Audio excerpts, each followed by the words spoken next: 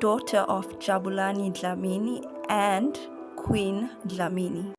Born in KZN on the 7th of July 1990, model, actress, mother, presenter, producer, and businesswoman, this is the life of Minnie Dlamini. Minnie has always been bubbly and confident, and perhaps this comes from the career that she started at the age of 3, which was modeling. She took her modeling career so serious, and in 2002, she won Little Miss SA. As the years went by, Minnie was still eager for success. In high school, she had one foot in school and the other in the entertainment industry. She did her first ad with Boxer in her teens and worked with Beach Africa doing promotions behind the scenes. Durban Beach Africa was a festival where late artists such as Double HP and Mendoza once performed. As much as Minnie was not on stage, she still worked behind the scenes, doing promotions for Coke on a school holiday. And in 2007, she made her first TV appearance as a presenter on a show called Spirit Sunday, and she was still a teenager when she did this. This still didn't hinder her schoolwork, as she still managed to dominate in sports and of course won the Drama Award of the Year and also became a prefect. Minnie did well in high school and left with a couple of distinctions. In 2008, she did her last year of school. In 2009, she went to study at UCT. Minnie had done exceptionally well in her grades. When she got to UCT, she decided to study media, film, drama, and of course, economics. On the 16th of June, on Youth Day, she decided to take part in auditions and she auditioned for Live. Taking a gamble, deciding to go for her dream instead of being stuck in varsity saved her from being depressed. As she had mentioned in her posts that she had changed when she got to varsity. She was no longer doing her schoolwork. She was no longer the girl that was getting straight A's. So a lot of things had started to go south for her because she wasn't paying attention properly at school. And so therefore she was doing really bad, and that made her insecure. So she felt like she was going nowhere slowly. And so because of that, she started having depression. So auditioning for Live meant that she was finding herself again. Being on Live changed Minnie's life in a tremendous way. She became familiar to many faces because she was on our screens every Fridays. This made her visible to many brands and to a lot of people from different walks of lives. So she gained a lot of followers on Facebook as well as Twitter and Instagram. In 2010, she was also fortunate enough to gain herself a character on Generation as a guest appearance. As much as Minnie was flourishing on Live, some viewers picked up a habit of comparing her to Bonang, which was something that she started to feel was making her uncomfortable.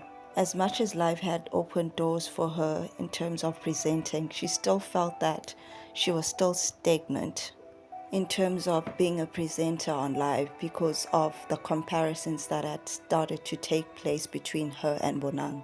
There were also allegations that Minnie and Bonang were not getting along and that behind the scenes they were actually fighting.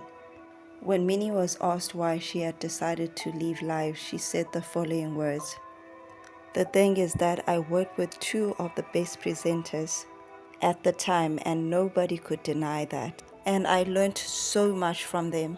It was a reality of knowing that as long as I was on the show, with both Sizwe and Bonang, I was never going to be more than number 2 or number 3. I was never going to be more than that. The realization came once I felt that I had learned a lot about the ins and outs of productions." She basically didn't want to play second fiddle to her co-hosts Bonang Mateba and Sizwe Dlomo. In 2011, Minnie became the face of Legit, and she also had an opportunity to have her own range with them. With Legit, she released clothes and lingerie. This is the same year that she fell in love with Itumeleng Kune, who happens to be a soccer player for Kaizer Chiefs. It made sense for them to date as both of them were both celebrities. and they both loved sports. Together they became a power couple. Living life opened a lot of doors for Minnie because after life she then moved to Legit, and from there on she became a new presenter on Mzansi Insider. Although Minnie enjoyed being on Mzansi Insider, she still had a yearning of becoming an actress, and she still wanted to explore more avenues in terms of her creativity. In 2013, she joined Soccer Zone alongside Thomas Lambo. In an interview with The Plug, she mentioned that she noticed that she had added a feminine touch in terms of her presenting as well as dressing. She didn't feel the need to adapt to the male-dominated presenting techniques. Being on Soccer Zone gained Minnie a lot of respect from her peers as well as her fans. She was no longer Nemo, but now was swimming with the sharks. She was now in a male-dominated territory.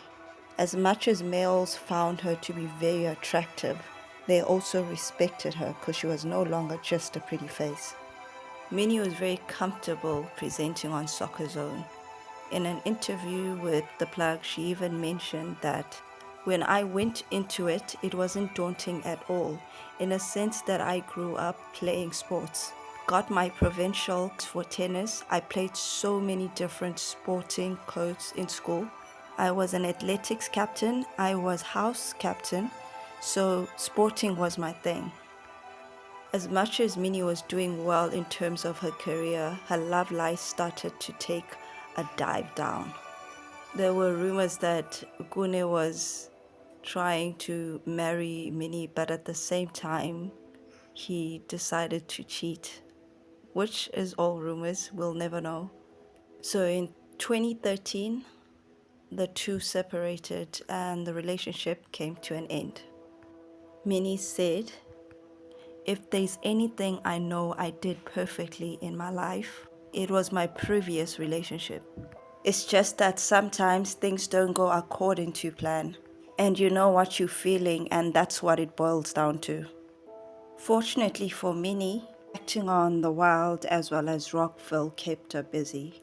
Minnie was also blessed with an opportunity to be a presenter on Metro FM.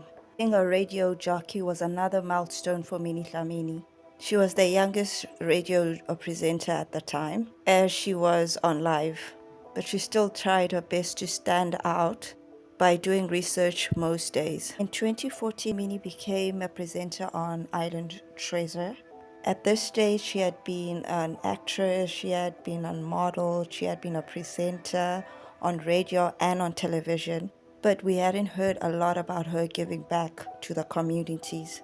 In 2014, her foundation was born. The foundation basically meant that she was going to help people that were underprivileged, people that were battling to pay school fees, young people that knew what they wanted to do with their lives but found it hard to take the next step because of not having money. As much as Minnie was helping people in 2014 and still focusing on her career, she still faced a lot of backlash when she had umemulo, which is a Zulu ritual for females that are 21 and over. During this ritual, a cow is usually slaughtered or some other type of animal. So while Minnie was doing umemulo, a lot of people felt that she was confusing it with umhlonyane. Umhlonyane being a ceremony, well, a ritual for virgins. Some people felt that she was confused about the ritual, especially with the Zulu people, but she did clear it out that she was doing umhlonyane, and a lot of people felt that it was a little bit questionable for her to be a virgin. In 2015, Minnie Dlamini did the Two Oceans Marathon, which was a 7-hour broadcast, which she was not used to it, but she still managed to carry the job so well.